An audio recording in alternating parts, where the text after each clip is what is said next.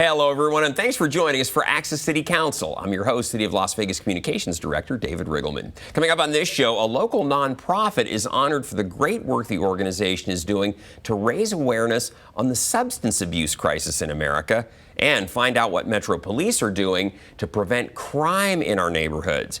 Here to discuss these topics and a whole lot more is the councilwoman who represents Ward 2. You know who it is, Victoria Seaman. Welcome back. Oh, I'm so happy to be here. Thank you. How are you? Doing well. You know, we're kind of maybe, is the hot weather kind of maybe behind us now? I hope so. Yeah. I hope It's so. been a brutally warm summer, but now we're into the fall time, and yeah, we'll take it. And the weather's beautiful. We're walking our dogs again. Exactly. During the normal time of the day, not at 2 o'clock in the morning when it was down to 95. So anyway, Councilwoman, I know you know the ward very well. It's our stomping ground. I happen to live out there too. But for those of you who don't know where Ward 2 is, we're going to show you on the map. It's appropriately enough that area with the 2 on it. It's out in the northwest area, basically west of the Rainbow Curve. If you live in that area or work in that area, then of course you're in the city limits of the city of Las Vegas. And of course, if you're a resident out there, you're represented by Victoria Seaman on the city council. We always talk about this, but that area west of the 215 going toward the mountains, that is a lot of growth out there. Growing like crazy. Yeah. Hopefully we don't run out of space. Or water either. There's always that water too. Exactly. Exactly. Well, Councilwoman, we got a wonderful show here. We're going to have a special guest from Metro on to talk about crime prevention and some great crime prevention tips. But to start that off appropriately enough, you posted this on Facebook. You said, I was honored to join the Las Vegas 1013 Club for the 9/11 Remembrance Memorial event at Police Memorial Park. And for those that don't know, Councilwoman, this of course took place on September 11th. What is the 1013 The 1013 Club is NYPD officers retired, and they have so many out here in Las Vegas that are retired, so they have one of their 1013 groups here. It's just a retired NYPD group. And you know, these men have kept the memory of 9/11 alive here in Las Vegas since basically it happened. And they will continue to do that. Many of them were there at 9/11 and lost, you know, their fellow colleagues. Right. And I am just grateful that they've made me a big part of this. They are wonderful men, and they want to keep that memory alive. And I want to help keep that memory alive, because we need to remember we lost so many people, and the stories, the heroic stories of those first responders, we can never forget. No, and you can imagine, you know, the buildings get hit by the airplanes, and of course everyone's trying to get out, and it's the same thing. You know, first responders, what are they doing? But they're in fact trying to run into the building, and many of them, as we know, never came out. And so that's right. Yeah, that's right. We lost 23 New York PD officers. We lost, I think it was 343 firefighters that day. And you know, over 4,000 people. Yeah, it was terrible. And it's 21 years now. Hard to believe. Seems like yesterday, boy, a date that all of us will never forget. Bad day for America. But we move on by remembering those who we lost. And so good for you. You guys did that out at Police Memorial Park, of course, on September 11th. And that's been an annual tradition. Will be, I'm sure, for years to come. So, and then, Councilwoman, along those same lines, remembering those who've served their country in a different capacity in the military, those who've been injured, wounded while in the military. The Purple Heart has a chapter here, Purple Heart chapter. There are several chapters. This is one of the chapters that does meet in my ward, in Summerlin. And so they invited me to come and visit with them. And they're just wonderful, wonderful gentlemen that I see out in the ward sometimes. And, you know, it's great to remind them of how much we appreciate their service. And so they asked me to come and speak, and I just wanted to tell them that we appreciate their service. That's and we're great. Here for them. Well, of course, it's a wonderful thing to serve your country. It's another thing to serve your country and also be injured or wounded in the process of doing it, too. So I'm glad that those guys aren't forgotten. a lot of wounded vets are out there these days. There are. You know, it's funny, the city supports the Purple Heart chapters each year. On August 7th is Purple Heart Day. That's correct. And so here at the city, we will fly a Purple Heart flag that was given to us by one of the chapters to remember the sacrifice. So it flies in place of the city flag on that day. And we'll fly it on a couple other days. And do we turn the building purple? I think we do. We do, in their honor Yes. as well, on August 7th. So City Hall, the lights on the outside, we can make them change colors, pretty cool. And so It's very cool. so we remember the Purple Heart chapters as well. Councilwoman, September is National Recovery Month. This has been a passion of yours. Yes. It's something you've really paid attention to. Yes. Addiction recovery, mental health awareness. And you recognized the Foundation for Recovery at a recent City Council meeting back on September 7th. They were recognized in our ceremonial portion of the agenda. Yes, and it is, it is Recovery Month, and so I found it appropriate to recognize them at that time. They've done so much for the community in awareness at the legislature, trying to take away the stigma. Right. It's near right. and dear to all our hearts because I think we all have lost someone or know someone who's lost someone to addiction. Mm-hmm. It's a terrible disease, and it's something that we need to stop the stigma, and we need to help. Right. It benefits the families, it benefits the communities, and so these guys do a great job at the foundation in really changing lives, so we recognize them. And I think it was interesting in what you had talked about. The group uses kind of shared experiences to help people understand, look, you're not in this alone. Mm-hmm. It's okay that if you're feeling these things, this is how maybe to cope with it and to get yourself through what could be potentially fatal lifestyle. Right. Yeah. Right. And we've lost so many people, especially during COVID, to overdose. Right. And so we really need to do more as a community, and this is what Foundation has been doing. Right. And so any way that I can help them, I do, and I was happy to recognize them. You know, Councilwoman, I know one of the things that you've been very cognizant of and obviously helped try to get the word out to the community on is just the opioid crisis that we're facing in the country. And then kind of in tandem with that, this whole issue with fentanyl, where people are replacing the fentanyl for the opioid. And it's very dangerous. It's extremely dangerous. It's deadly. And but when you're fighting addiction, you sometimes take that chance. So we really need to get the word out that that this is deadly, and we need to help as many people as we can with the disease. Yeah. Councilwoman, there's help out there, right? If people need help, they just need to reach out. They need to reach out. I mean, reach out to one of these organizations, Foundation for Recovery. They can reach out to my office. We can get them to an organization, but whatever we can do to help, because it just really is good for the community, as I said, and it's good to save lives. Yeah, absolutely. Along those same lines, too, Councilwoman, people may not be aware, but along the lines of suicide prevention, which often mental health awareness, sometimes addiction, these go hand in hand. Definitely. Is the new 988 number. You can call 988 and be connected with somebody if you're contemplating suicide who can talk with you right away. That line is going to be that's answered wonderful. 24/7, I did not know about that line. Thank you for bringing that up. And those operators are across the state of Nevada. So, and if for some reason they're busy, and there are many of them, there's about 100 of them. If they're busy, it goes to a national line where someone will take that call for you. So 988 is all you have to do if you find yourself in that situation. Right, So. and there are plenty of suicide awareness classes that people can go to so that they can see the signs of someone who may be contemplating suicide. Yeah. We've done a couple in the ward, and I hope to do another one in the near future, but there are so many organizations out there now for suicide awareness. Yeah. And again, it's getting past that stigma. It's okay to talk about it. If you're having certain feelings, talk to somebody.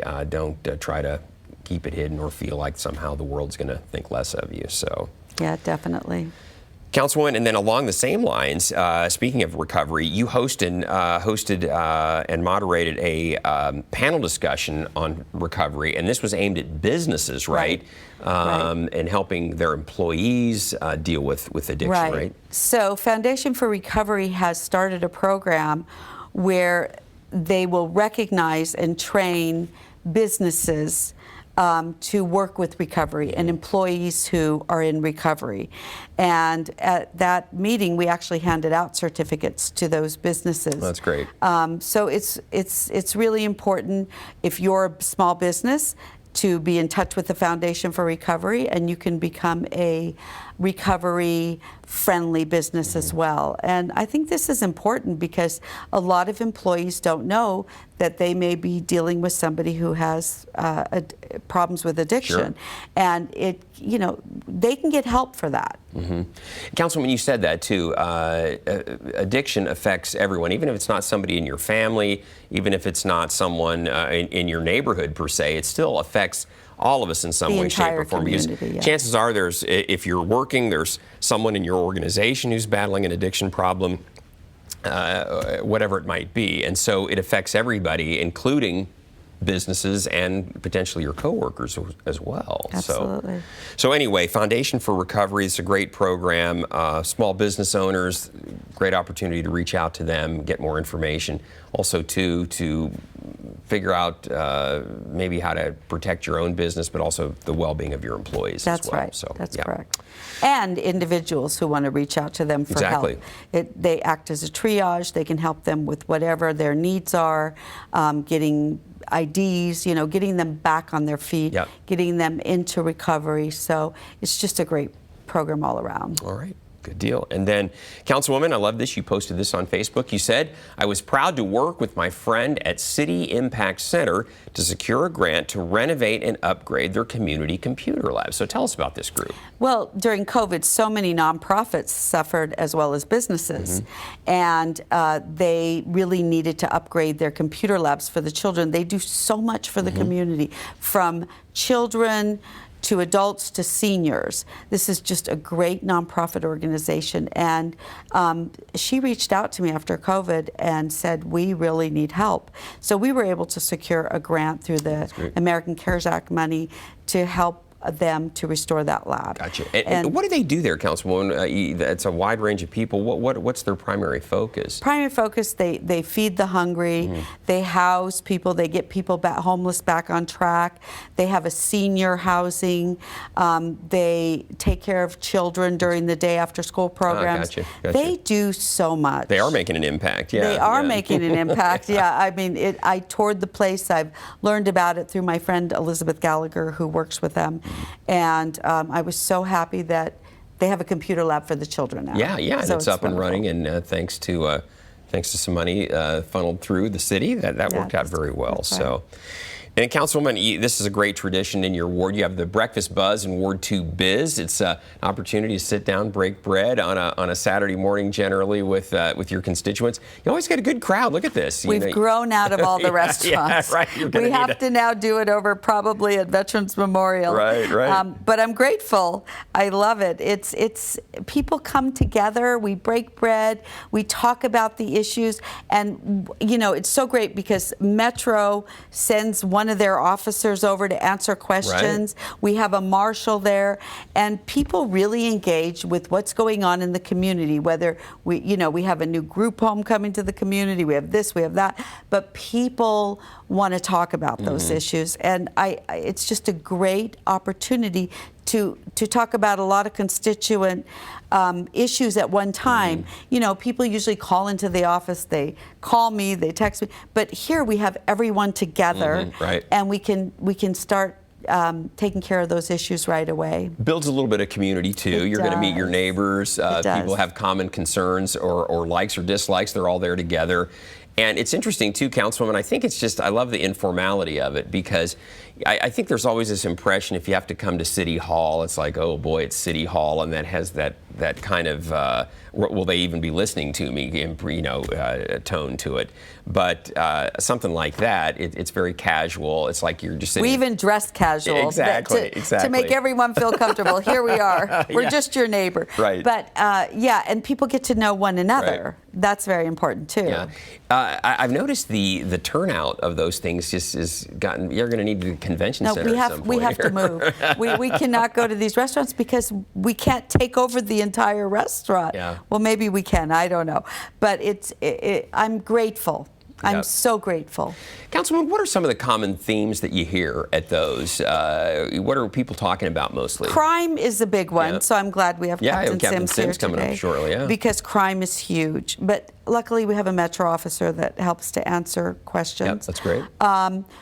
Whatever's happening at the time, there's been a group home that's moving in. They talk about that. Yeah. They talk about some of the issues coming at council that they know about. Right. So it kind of differs, but the main theme is crime. Yeah, exactly. I know around 4th of July, it's about the illegal fireworks. That's right. So there's a lot of, it's timely compared to It really is. Associated with the time of year. Well, Councilwoman, that's a perfect segue because you mentioned Captain Sims. We're going to go ahead and need to take a short break here, but when we return, we'll give you some crime prevention tips that could save your life and could prevent you from being a victim of a crime. That's next, so please stay with us. Every day, millions of people are connecting. Father, cosplayer, Mentor. actor. It's time we take a step forward, come together, and discover how accepting our differences can make us stronger.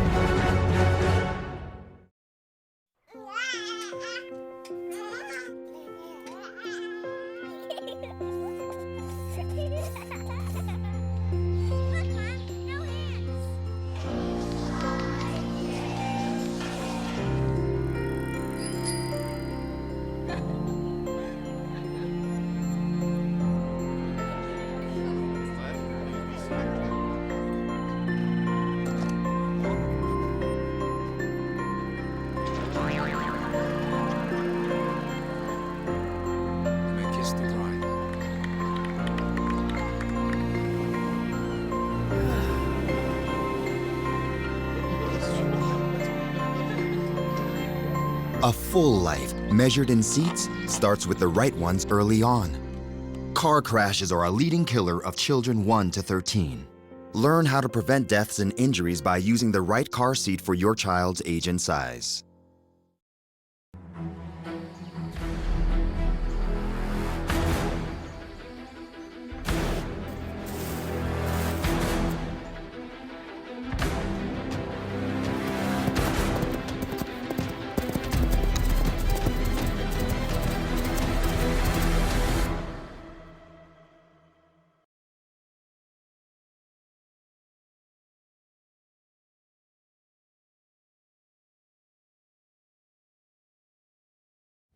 Welcome back, everyone. Crime happens every day, and the best means of prevention are awareness and preparedness. Knowing what to do when faced with a dangerous situation could help save your life and certainly prevent you from being a victim of a crime. Here to talk about all of these things and more is the captain of the Summerlin Area Command, Mr. David Sims. David, thanks so much for being on the program. We live in your area command. We know what a quality individual you are and what a quality team you have out there. So thanks for being here. Councilwoman, I know we really feel a partnership with Metro because so many of the things they hear, you hear, right? Absolutely. And I got to tell you, I love having this partnership because we make Metro aware of what we're hearing, and they let us know what they're hearing, and we can somehow work together, and it's just better for the community. Well, you mentioned that on your last Breakfast Buzz, crime was a hot topic, and so, David, it's a perfect opportunity to talk with you. Captain, what are some of the things, what are the most common calls that you get out in the Summerlin Area Command? And I'm assuming these are going to be similar across the valley, but out in your neck of the woods. Yes, sir. No, it's a great question. Las Vegas as a whole is very safe, especially when compared to the rest of the country and in a post-COVID world, if you will. Right. But the bottom line is we still have, those people that take advantage of that, all the way up to the predators. And I think that what we have seen in a perfect storm, and what's driving a lot of the crime across the valley, but especially in Summerlin, is our property crime. Between, again, the end of COVID, supply chain issues, everything costs more today. It's kind of ripe for people to choose to try and go steal something and victimize the good citizens of the city. So I think that's driving the most of our crime at this point. So, David, is it burglaries that you're seeing most of? Auto burglaries, home burglaries, thefts of packages off porches? What? Probably all the above. All the above. I think we're coming into the season of the package thefts, but every other item that you did mention, we do see. We do have home burglaries. We see a lot of that. We see a lot of the vehicle burglaries, and then the ripple effect from that. If you steal a car, it's not uncommon you see that car be used to facilitate other crimes. Yeah, right. Because it's a way to almost cloak. Right. And so I think that the potential to become a victim of this, even though it is a very small chance of it occurring, it's so invasive. Sure. And if somebody steals your bicycle, it can be replaced, but when somebody essentially invades your home or invades your vehicle and goes through your private things, that touches an entire community. And I think you have the victim of that crime, but I think everybody feels it. Sure. And Councilwoman, I know you hear that. That's the concerns often come to your office about, hey, I'm concerned about this or that, and so I know this is something that you guys both hear a lot from the public. Well, David, I know Councilwoman and I are really interested. What are the main things that people could do to prevent from being a victim of a crime? And some of this is not rocket science either. I'm assuming, So I know it may appear to almost be anticlimactic, but a lot of it is a common sense approach to it. I think as an overarching statement is to say, what can I do in my behaviors and to my home and my vehicle that is not going to make it easy on the bad guy. Yeah. I think the public would be surprised at how often when we find out a car was stolen, but they left their key fob in the car. Made it pretty easy then. Yeah. Made it pretty easy. Yeah. And when it gets really scary is when you find out that they left a gun under the seat. Oh, yeah. Or and even from the perspective of the victim, it's not uncommon that you're going to leave your garage door opener inside a vehicle. Well, now you gave somebody that you don't know and may have nefarious intentions access to your home. Yeah. And speaking of the home, it's a good transition. Again, I think the public would be surprised at how often we hear these things that people have in place with technology today, just retail cameras. They have them, but they weren't turned on. Right. I have an alarm system, but it wasn't activated because I live in a very safe neighborhood. And they're not wrong. It's a tremendously safe neighborhood. The crime in Summerlin, in terms of volume, is very, very low.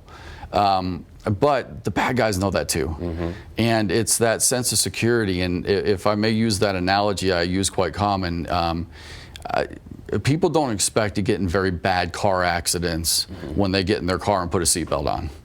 You don't expect that's going to happen, but it's, I think, part of our culture today. Everybody does. You're prepared You're just in prepared, case. 100, absolutely. And it saves lives. It absolutely saves lives, and I think if you have that same approach to your behaviors, you're not going to expect somebody to break into your home, but don't make it easy on you. Right. These are simple things that you can do. You told me, David, and you told Councilwoman prior to us recording this, you said that bad guys, there are certain things that they don't like. And you were telling the Councilwoman, I can kind of run through that. What don't they like on your house? Absolutely. Bad guys don't like light. Keep your lights on. Yeah, keep your lights on. And it may sound trivial, but I think growing up, and a lot of our generation is you kind of shut down your home before you go to bed. Right. And same thing before you're getting ready to leave and go to work maybe the next day. So you turn off the lights, you turn off all the electronics. Well, you're also potentially projecting to somebody here. with bad intentions, come here. So shrubbery. a lot of people that have bushes that are overgrown. Those are easy for people to hide in. And I think that if you take some of these things away, and you can go further down the road where you can install better locks and things like that, and I absolutely do encourage that because it does work. But really, it's alarm systems, the cameras. These are all things and steps that people can take on top of the behavior. Don't leave your garage door open. Yeah, don't leave your doors unlocked. Don't leave your doors I know, unlocked. yes. Councilwoman, he was telling us how many Yeah. people just will leave their back door unlocked. You know. That's crazy. And it's quick. Because it's opportunity, right? It absolutely is. Yeah. And, you know, for instance, leaving, we're coming into the holiday season, right? Yeah. So we could talk about packages here if you'd like, but what we see a lot is during the shopping season, you will go to different retail places and you buy a bunch of stuff and you leave it in the backseat of your car. Yeah. And you go in. Well, that's an easy, you know, please break into my car. Yeah, exactly. Right. And take all of this cool stuff Absolutely. that's brand new, not even out of the box. Yeah. 100%. Yep. Yeah.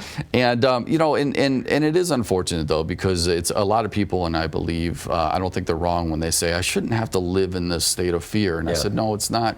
You're not afraid of it. It's just being prepared. Yeah. And preventing it's it, just yeah. being aware of the surroundings around you, and you know, it's again, it's not uncommon. I'll give you another one that we do see frequently is if we're really going to see a car that's been broken into outside of like a 7-Eleven because you go inside for 2 minutes. But if you park at the gym, and I can sit in my car and I know you're going to be in the gym for at least an hour. Yeah. So, hey, as soon as you go inside, you know, it is kind of fair game. So why would you make it easy on the person with bad intentions? And I'm going to leave my work bag, my laptop, everything like In the that car. sitting in the Off car. it goes then, yeah. Yep. Yeah. And let's talk about why it's so important for these folks to go out and adopt a dog. Yeah, good point, Councilwoman. No, but it was we had a great conversation. I'm also a dog lover, and we've had a lot of conversations, I think, over the last year about this. And it deters the bad guy. Yep, and you know, it is a deterrence, and so it always good to have yet again another layer of security, if you will, in your home. Totally agree. Got a 90-pound German Shepherd that agrees with you. So, it is a deterrence. I'm going to go find someplace else. Scares me sometimes. So. Yeah. And the barking kind of deters people. Sure. They'll just move on to a different it's house. like, there's a lot of activity, and there somebody knows that I'm out here. So somebody might be home. Yeah, exactly, exactly. Captain Sims, thank you so much. We're running out of time here. We want to thank you so much. Best of luck to you. Thank you and your team for all the great work you do out there. We want to tell everybody out there, Councilwoman, you know, we always want to hear from you. So if there's something you'd like to share with Councilwoman Victoria Seaman, you can find her on Facebook, Twitter, and LinkedIn. You can also contact the Councilwoman just by picking up the phone, 702-229-2420, or send her an email. Her address is ward2@lasvegasnevada.gov, and she or one of her great staff get right back to you and answer any of the questions that you might have. So, Councilwoman, great work. We'll have you back in 6 weeks. Captain David Sims, thank you for being here. Best of luck to you. Thank you we'll for have the you back in the invite. future, maybe get another update. I would love it. It's a great discussion I love the today. partnership. Thank you very much. It makes me want to go home and take a second look at everything I'm doing. So, David, thank you. Councilman, thank you. And folks, don't miss our next show beginning on September 29th with Ward 5 City Councilman Cedric Creer. You can now catch all of our KCLV shows on Apple TV, Roku, and Amazon Fire. Also, watch for our QR code during the closing credits of this show to download that and subscribe to our newsletter. And don't forget, you can watch us live on the internet at kclv.tv. Thanks for joining us, everyone. We'll see you next time around.